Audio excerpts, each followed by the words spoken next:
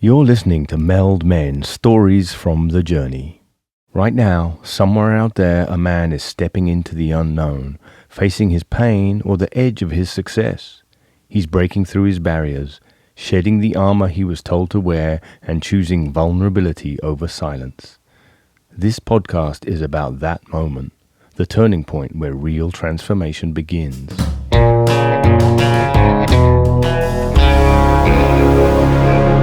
This is Tim Lee, host of Stories from the Journey. On this episode, I'm joined by Marty Nocchi, a former Catholic priest who has discovered a whole new meaning to community and brotherhood. Hello and welcome to another episode of Meld, Stories from the Journey, where we talk to men about their experience with men's work and, you know, the incomparable benefits that it has brought to their life. And this week, I'm joined by Marty Nocchi. Marty, hi, welcome. Hey, Tim. It's good to be here. Thank you for being with us. Marty, tell us a bit about yourself, you know, where you're calling in from, what you do, that sort of thing. I'm here in Arizona, beautiful, sunny Arizona. Primarily work with entrepreneurs who have succeeded in life, but are looking to get to the next level, which often includes bringing their personal life in and recognizing they need to integrate work and life together.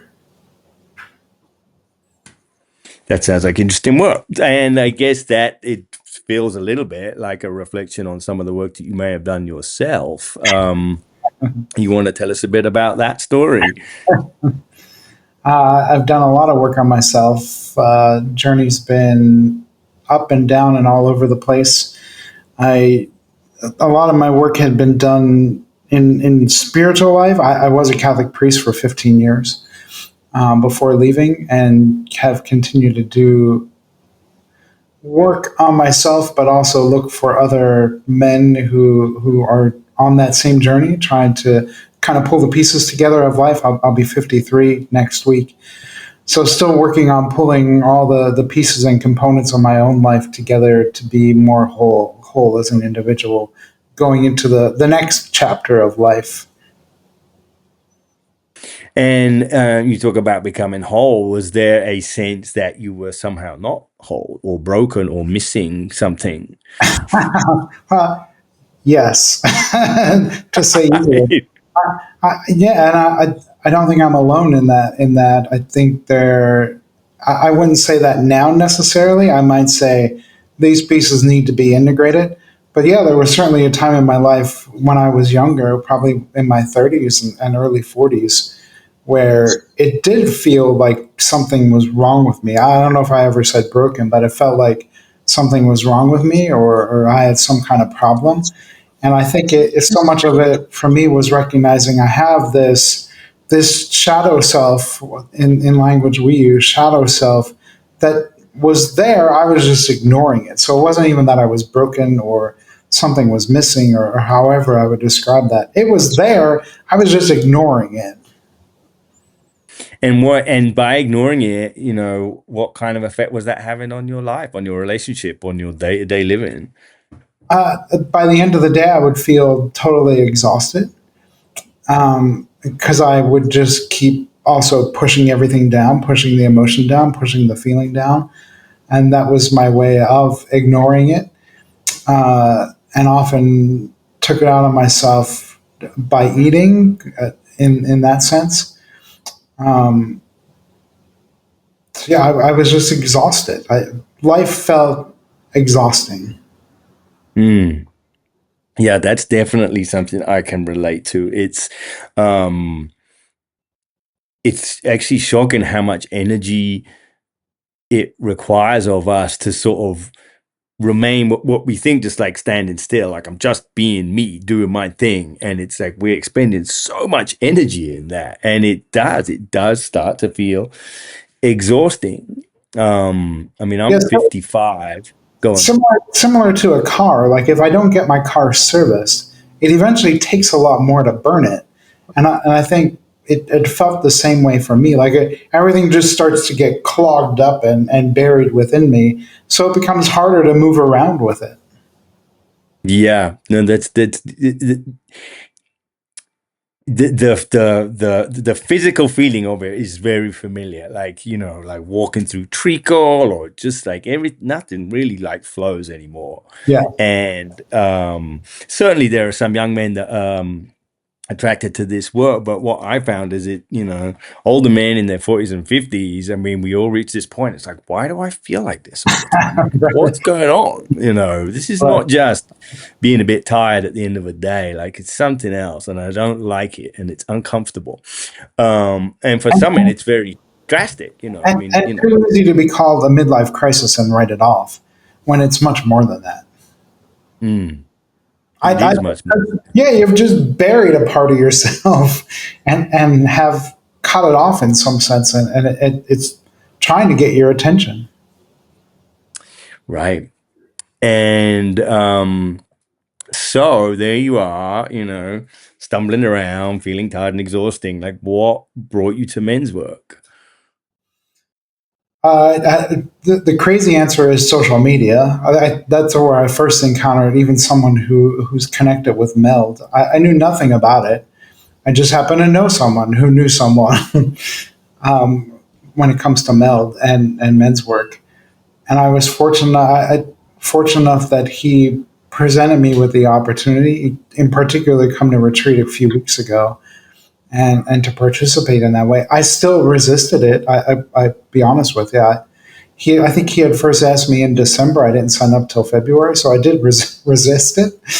But eventually recognized I needed it. I needed to be there.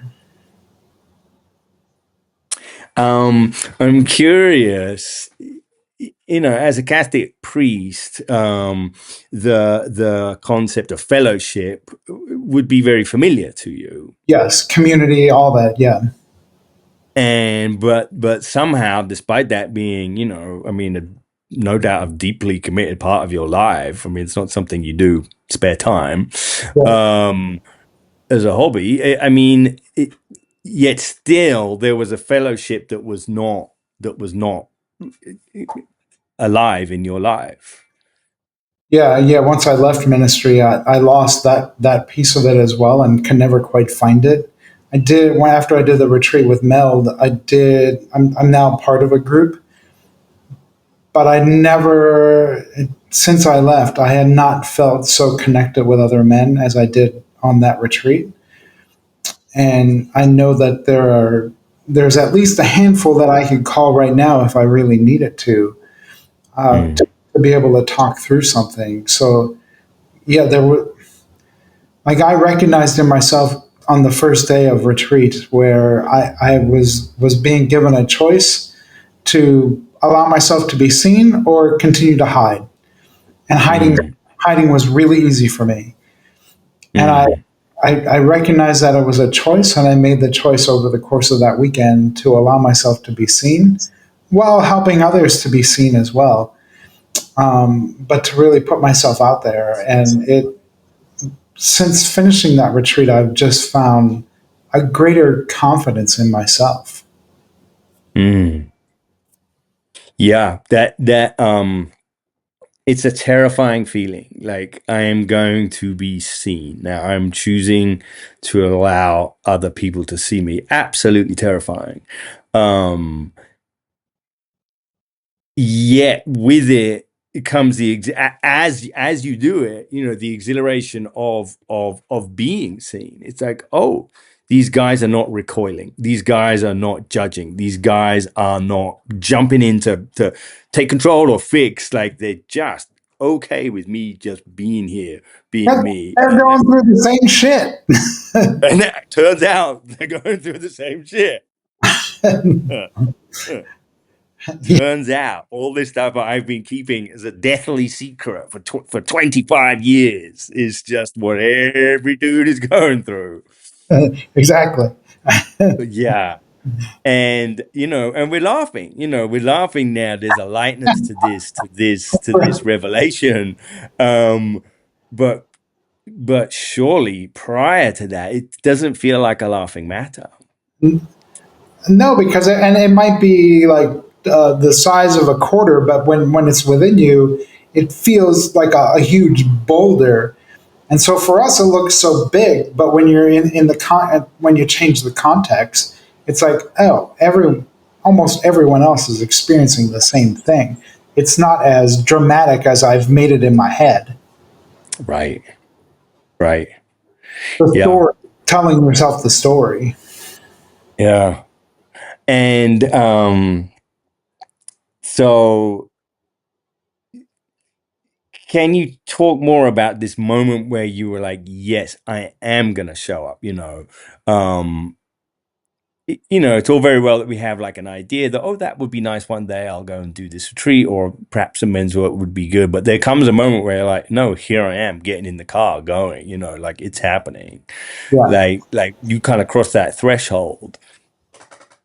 How, Well, how was that for you? yeah, and it was in Joshua Tree, I literally drove there because it's only a couple hours from Phoenix, and so I, obviously, even while I was on the drive, I didn't know that that's what was going to come up that very first night that I was there.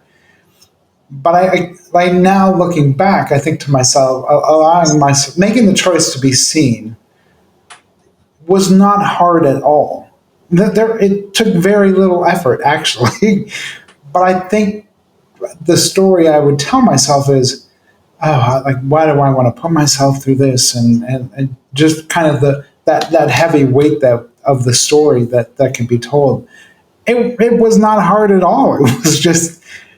It was making a choice to speak a lot of times Mm. and not wait for someone else to say it. Yeah, no, you're right in that it turns out it's actually much easier. All of the hard work and all of the effort has been in like keeping it down. It's In holding hiding. it at arm's length, in hiding. Yeah. Yeah.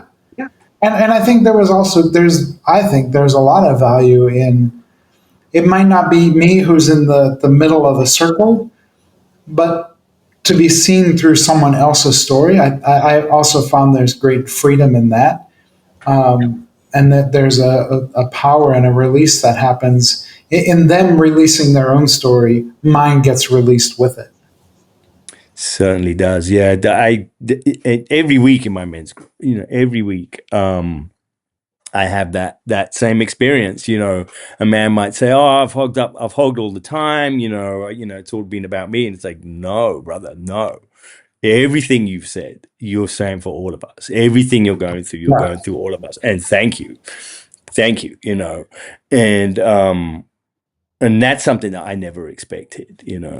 Well, and like I had been told that before. I had worked with a woman up in Sedona at one point that I was referred to, and she had said that to me at one point. Releasing your story releases everyone through all generations who has struggled in that way. But it didn't. I didn't have the feeling of it. Like I knew it intellectually. I didn't have the feeling of it until I was there that weekend. Mm. Yeah, and it's undeniable. I mean, it's not like an idea that you have to understand. It's just like, oh, Correct. this is Remember, happening. don't try to understand because you'll get back in your head that way. Yeah. So my, post retreat now, you're into this work. I mean, do you see differences in your life, in your relationships? The biggest thing I have experienced is there is a greater sense of freedom that I do experience, and I do think it still comes down to recognizing that being seen and hiding was a choice. Like I have to be mindful of that to this day, and the more I just say yes to being seen, the more free I feel like I become and open myself to other opportunities and possibilities. That's probably the greatest thing that I've noticed. And just recognizing if it's not about being seen in some ways or heard or understood, whatever it may be at that moment, it's probably something I should say no to. Hmm. Wow. Yeah. Discernment. Like a boundary. Yeah. Yeah. And that's again, that's something else that as men, we're not very skilled at, you know. we're good at putting up barriers, but not really at setting boundaries. Correct. Yeah, because I think a lot of myself included, we've convinced ourselves that barriers are boundaries, but that's not Right. true. Right. Absolutely. Um, Mike, that's really, beautiful arc of your story there, and it's clearly very alive in you right now, which is, great to see. Um, if men want to know more about, I know that you have this whole other side of business and your own podcast. If people want to find you, where can they find you? Yeah, the podcast is called Living Vision. That is on Apple Podcast or YouTube. The normal avenues. All my social media is at Marty Nocchi. Easy to find. Right. Well, Marty, thanks so much for sharing your story. I feel buoyed by it. I feel like Yeah, I feel like I was sitting in the room with you at that retreat. I appreciate the time. Thank you so much. And thank you for listening to Stories from the Journey from Meld. And we will be back very soon.